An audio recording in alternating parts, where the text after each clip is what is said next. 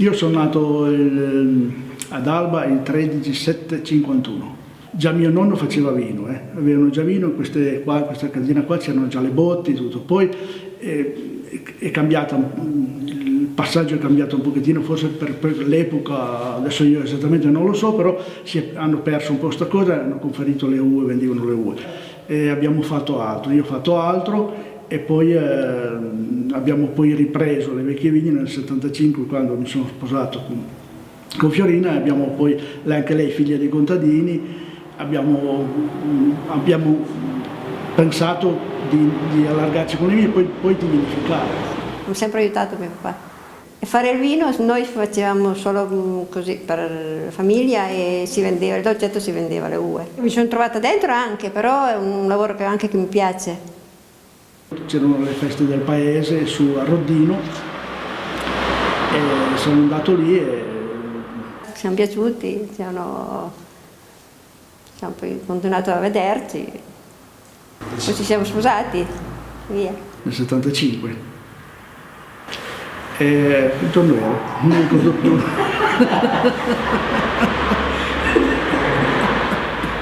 C'è stata una giornata e un sole bellissimo, con uno spettacolo bellissimo, che c'era tutto il paesaggio con la neve, tutti questi paesi così, bellissimi. Quando io ero piccolo la vigna ce n'era molto meno perché qua la cultura era un po' mista. Tutte le famiglie avevano un pochettino di vigna, gli animali, c'era la mucca, il vitello, magari il maiale, gli animali da cortile c'erano tutti perché la vita era molto diversa e c'era anche un'economia molto diversa. Anche la lavorazione delle vigne si faceva tutto a mano. Io quando ero piccolo mi ricordo mio papà seminava nella vigna, faceva si infilare col grano perché c'era proprio la necessità per gli animali. Era una cultura diversa quando ero piccolo. L'unico po' handicap che è stato che mio padre è morto che io avevo 14 anni e non mi ha potuto forse trasmettere qualcosa, mi sono aggiornato vedendo gli altri, chiedevo domande a uno e l'altro, poi magari mettevo assieme alle cose e vedevo quella più giusta da fare. In prevalenza il vitigno era il dolcetto perché era il vino quotidiano che bevevano tutti.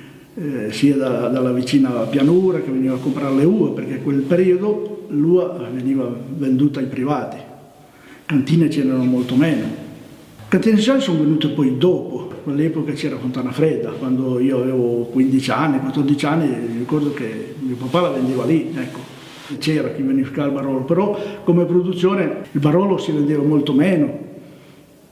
Mi ricordo che amici miei avevano del Nebbiolo, vinificavano, vendevano ad Amigiane il dolcetto e avevano un po' di Nebbiolo, per riuscire a consumarlo lo mettevano un secchiello, ogni Damigiana mettevano un secchiello per farlo andare, che nessuno lo voleva, che non riuscivano a venderlo, che una volta si faceva il dolcetto qua diciamo in questa zona e man mano si saliva, il dolcetto non c'era ma tornavano meno. Adesso l'elemento climatico è cambiato, anche su un po' più in alto fanno dei buonissimi dolcetti, ma finché loro fanno buonissimi dolcetti noi qua facciamo dell'ottimo Barolo, no? Va bene così. Ma la tradizione è quella di avere delle buone annate sicuramente e poi di vinificare con stazioni lunghe, perché il Barolo secondo me deve avere questa evoluzione, deve avere stazioni molto lunghe e poi invecchiamento in botte, legno buono sicuramente e poi le botte essere un po' più grandi, un po' più piccole, importante la materia prima e delle belle estrazioni, quello sì. Poi successivamente, quando abbiamo poi pensato che non avendo continuità, che noi volevamo andare in pensione, poi, abbiamo poi conosciuto tramite il nostro enologo Cordero, abbiamo poi conosciuto la famiglia Vaira, poi nel 2009 abbiamo poi fatto questa cosa. È bello vedere, per carità, vedere cose diverse, vedere la città, ti emoziona certe cose, però poi quando arrivo lì in pianura, prima di fare la salita, mi si allarga il cuore, vedo le nostre colline e mi emoziona sempre.